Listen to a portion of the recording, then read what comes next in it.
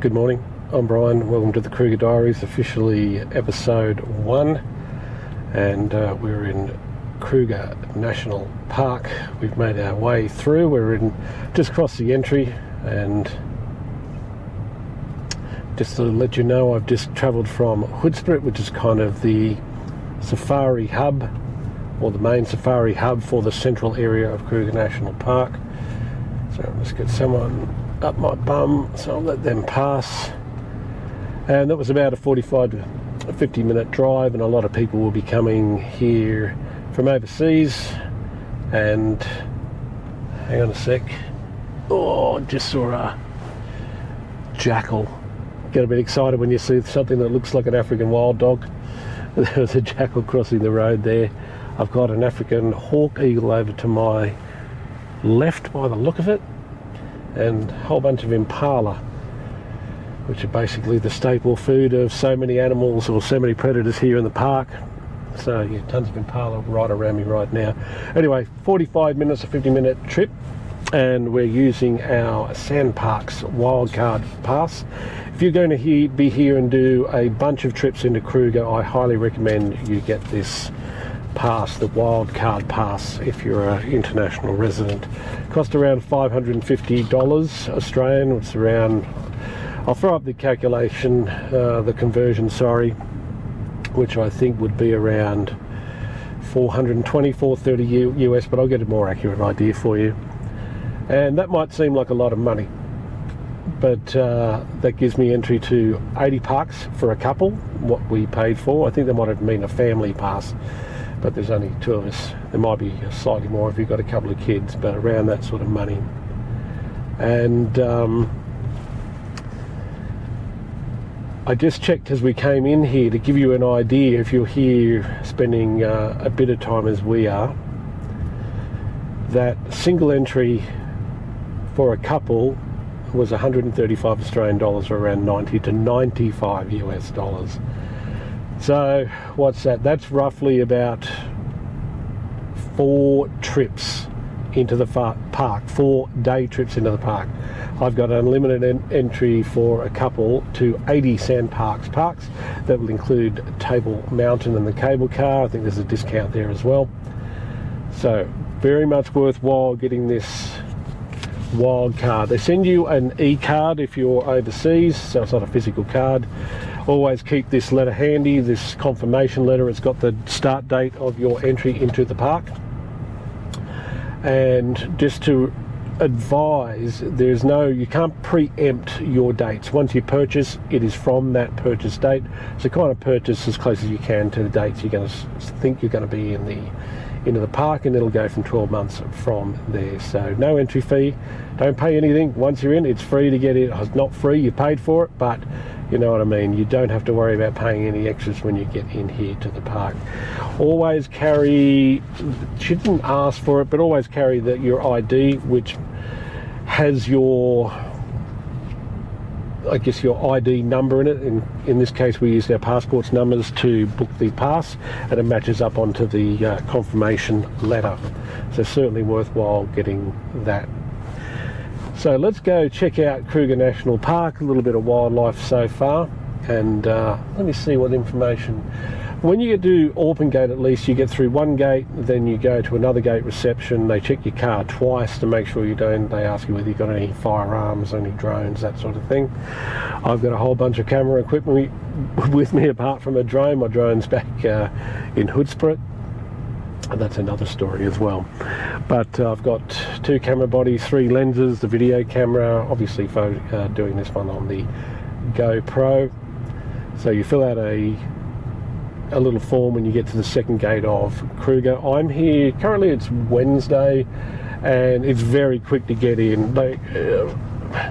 Generally speaking, on a weekend, they often say either be the first one at the gate opening time, so you're there extra early. I think it opened at 6 o'clock, 6 a.m, or go a bit later once all the cars are gone. But literally I was the only car going into the gate on a weekday, so it can be advantageous for anyone travelling here as a tourist on holiday, do weekends and yeah, there's not a lot of cars here at the moment. So let's go check out Kruger National Park. I'm going to get a bit serious about taking some video and some photo, that sort of thing. So let's carry on. Let's check out Kruger. It started out kind of nice and it's gotten all kind of cloudy, but this can happen in this area here. We've kind of gone the end of summer and we're now into spring, so these videos will kind of cover almost up to the beginning of winter time. But yeah, one minute it'll be sunny, next minute it'll be cloudy, then it'll be sunny again when the sun breaks through. But that's all good. Let's check out Kruger. It's going to be fun. So I will talk to you later, see what sightings we can get, and if I get anything interesting, I'll certainly be stopping and chucking that up on the GoPro to let you know what we're seeing, and obviously taking photos and videos as well for the channel. So talk to you guys soon.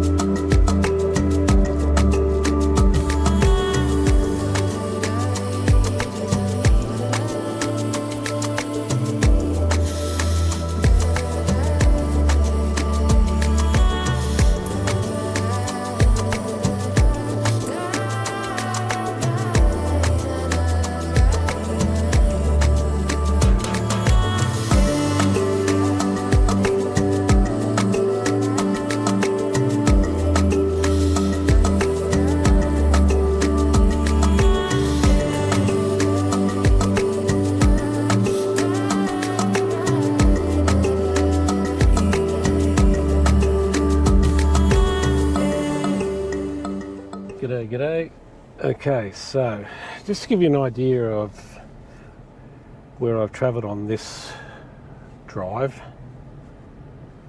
and I've basically taken a very simple route of heading from just on the tar road from Auckland up to Satara, and I'll give you an idea of what I've seen so far.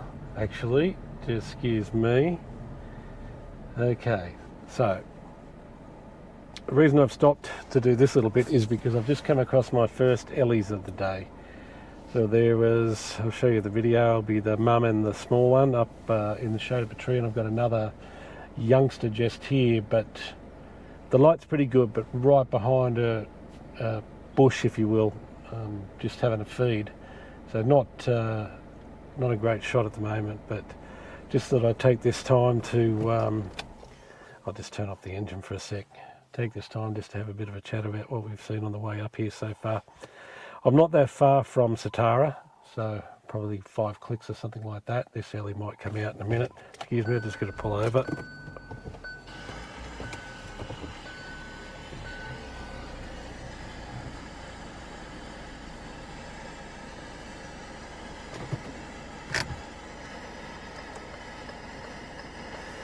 just waiting for this person to go around me. I'll put my hazards on. Sorry for the brake, but I'm just about to turn those off, so the engine and the radio and everything else, and I'll get a shot of this young juvenile that's come out here and is now eating in the grass. Waving around to the grass. There goes a car. That's great video for you. So again, first Ellies of the day. That's cool. Oh yeah, nice young one. Nice light.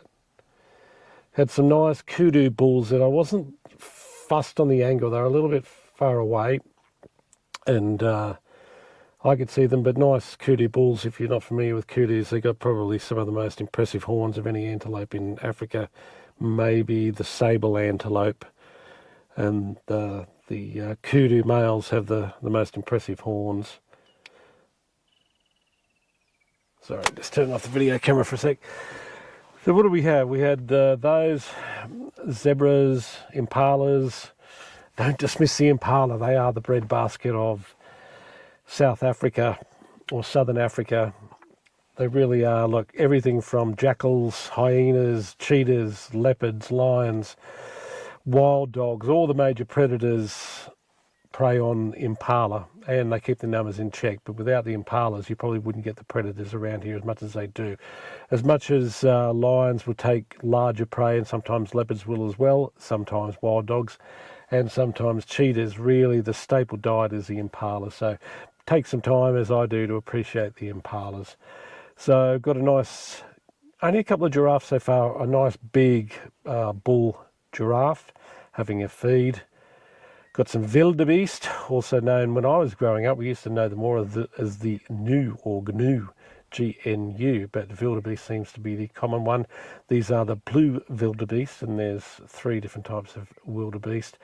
Actually, more like 2, except the golden wildebeest is just like a, despite the colour, the golden wildebeest is basically a blue wildebeest with a golden colour, so genetically the same, but for some reason has a different colour. They also have the black wildebeest, and their horns, where the wildebeest, their horns go forward like that, the black ones kind of go around the back.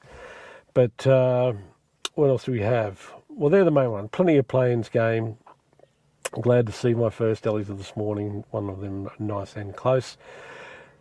Big bird guy, or bird photographer. Bird photography is my favourite type of photography because it is the most difficult photography, I believe, in the world. Birds don't stand still, they're small, they flit around, so I love that. So give you a bit of an idea, lots and lots of birds. If you're a birder, there's been plenty going on. You probably stop a lot more. Most people are chasing the big 5, which is not what I'm here doing. Just appreciating being out here in nature in the park, and I appreciate all the wildlife that is here.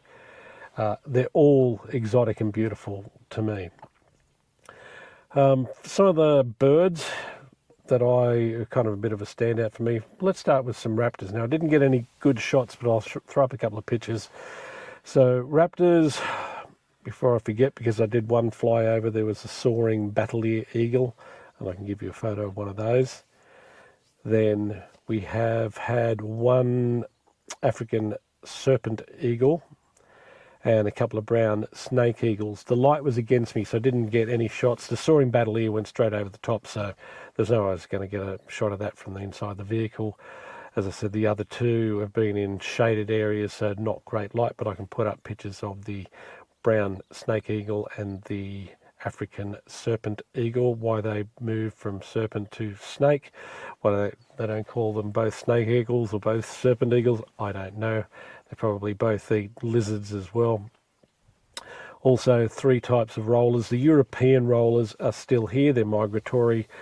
They should be, they may be leaving soon, but they're kind of like one of the summer migrants. Summer is the best time for birds down here, but you've got to deal with the heat and often the rain as well. But plenty of European rollers, lilac-breasted rollers, probably still my favourite bird, or pretty close to it, is the lilac-breasted roller. Just a stunning bird. It's so common, but so just stunning. And my second purple roller. Now, from looking at the back of my camera, not the prettiest purple roller. It looks a little bit mangy, to tell you the truth, but it was nice to see that as well. Out of all the rollers that they get down here, I've only got the broadbill roller to go. I might have a shot at one of those if I go up north. Up around Pafuri is supposed to be the best area for birds. So at some stage I'll get up there up north, and we'll see what we'll see as far as rollers. But I've really got to get the broadbill roller. So I've got purple roller, light breasted roller, European roller, rackatail roller, and I think I've only got the broadbill to go. There may be one other, but I'll double check on that. So getting close to Satara, and then I might just do a drive back down in the same direction. Now, despite what some people will say, and I'm sure that there's people here that do have their favourite roads and favourite side tracks to go, it really is a matter of when you're driving these things is you can be right on time, 1 minute too late, 1 minute too early. It's just the way it is with wildlife. It's getting a little bit warmer. Because it's just gone the end of summer, there've been plenty of rain, and any cats that are lying down may be very difficult to see, and it's starting to warm up. What are they going to do? They're just going to lie around under a tree somewhere, but you could get lucky as well. So I was going to say I haven't seen any predators so far, but I've actually saw a dwarf mongoose cross the road, and they are the smallest African mammal predator. So I've seen, and the blackback jackal, so I've seen two. But anyway, I'll head up to Satara, have a bit of a look around the camp, maybe have a spot to eat. So I'll talk to you soon, guys. Bye for now.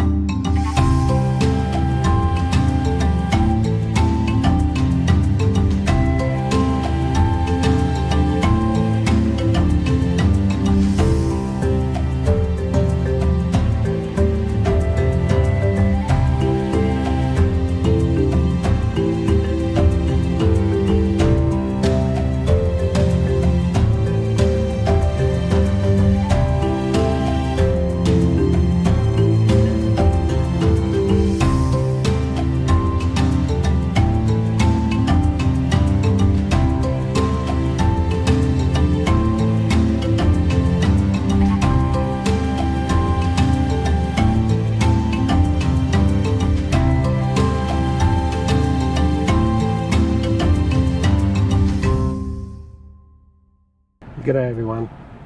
So just had a short break at Satara Rest Camp, and I think that's going to be it for episode 1. I hope there was some information in there that was handy for you, especially if you're not from around these parts, so to speak. But I'm going to do a leisurely drive, maybe do a couple of side tracks on the way back down to Orpin. So thanks for watching. There'll be another episode coming up soon. See if I can get some predators on the way home. Add that into the next episode. But I appreciate everyone that watches the channel. Give it a thumbs up, like, whatever it is. It does help the algorithm. I get nothing to do these videos. Everything I do here I pay for, like most of you will too, you know. So I'm just one of the guys, one of the gals, one of the crowd. Got to pay for their stuff, and that's fine. But looking forward to another episode. Getting to the middle of the day as well, so be unlikely to get any main predator sightings. Probably cruise down, have another break somewhere near by the Orpin Gate, so I'll make sure I get out in time. Maybe have a bit of a cruise around there and see what I can see. So thanks for watching, and I'll see you soon. Bye for now.